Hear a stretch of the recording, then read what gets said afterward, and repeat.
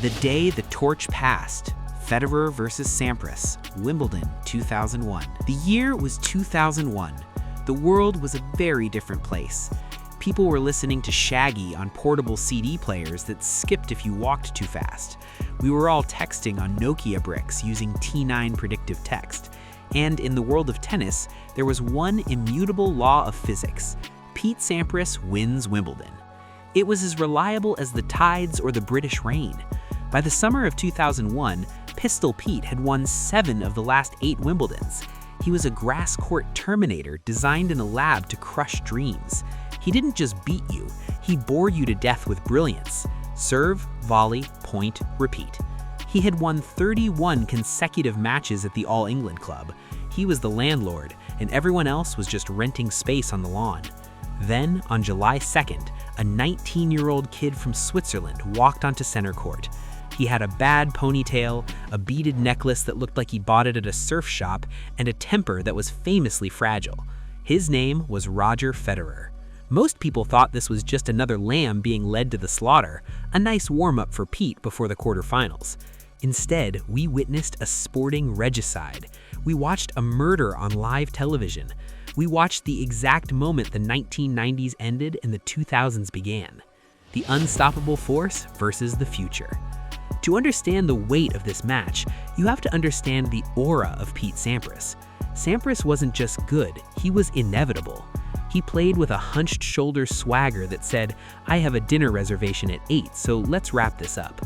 His game was built on a serve that was heavy enough to knock the racket out of your hand, and a running forehand that defied geometry.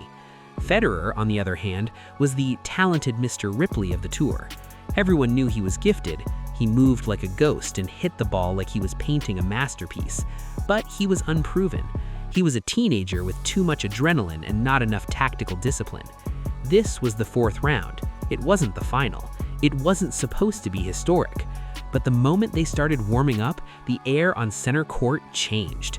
It was the only time these two men would ever play each other professionally. One match, the Alpha and the Omega. The scriptwriters for the ATP Tour deserve a raise for this one. The mirror image. The match began, and something strange happened. Usually, when young players faced Sampras, they tried to counter his power. They stood back, they scrambled. Federer didn't do that. He looked at Pete Sampras and decided to be Pete Sampras. It was serve and volley warfare. It was anything you can do, I can do better. Federer wasn't intimidated by the king, he was impersonating him. They traded blows for 3 hours and 41 minutes. The rallies were short, sharp, and violent. There was no rhythm, only gunfire. Set 1, Federer takes it, 7-6. The crowd murmurs, the kid has game.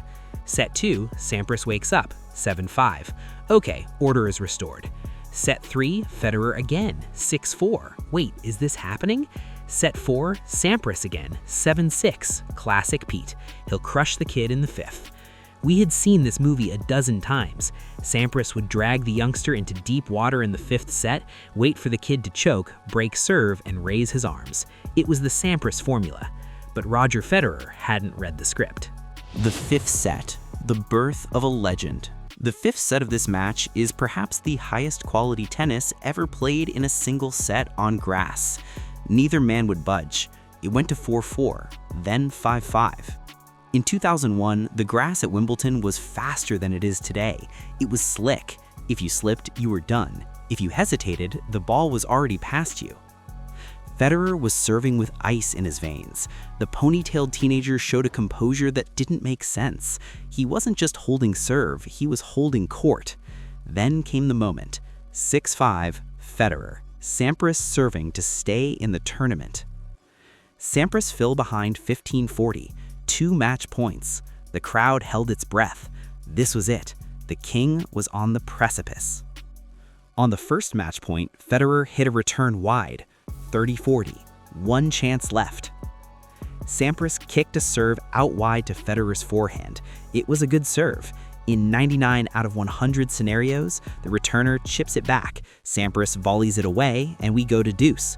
But Federer didn't chip it. He stepped in. He took a violent, flat swing and blasted a forehand return down the line.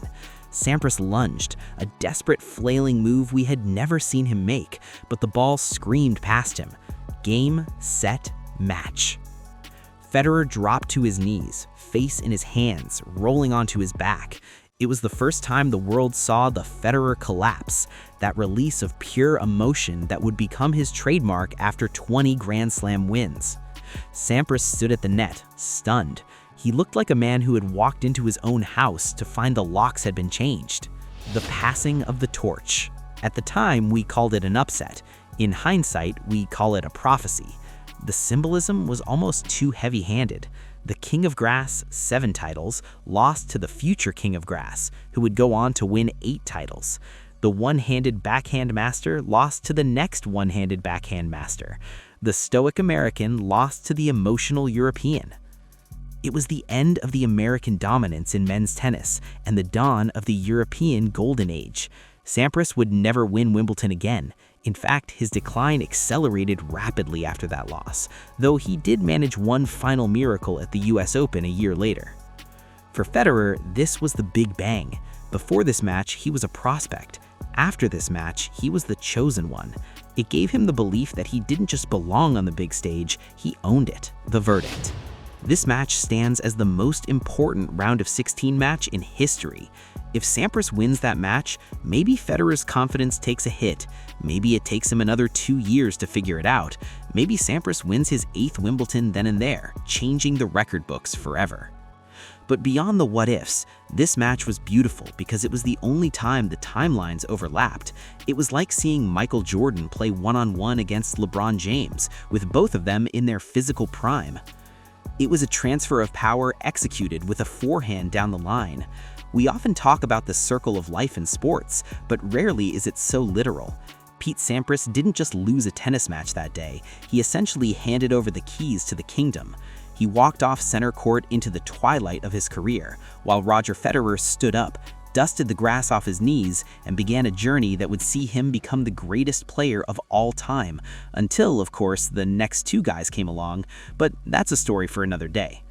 It was a moment where the past and the future collided for 3 hours, and when the dust settled, the world had a new king. What's your take? Was this the single greatest passing of the torch moment in sports history? Or do you have another moment in mind? Maybe Tiger Woods and Jock Nicklaus? Let me know in the comments below. And if you want more tennis history delivered with a slice of humor, smash that subscribe button. I promise my content is more consistent than Federer's ponytail choices in the early 2000s. Take a moment to check out the description for exceptional products and supplements aimed at enhancing your performance, and use promo code YT20 for 20% off your first order. Also, follow us on Instagram and TikTok for more captivating content. While you're here, feel free to delve into our channel for other intriguing videos. See you in the next one.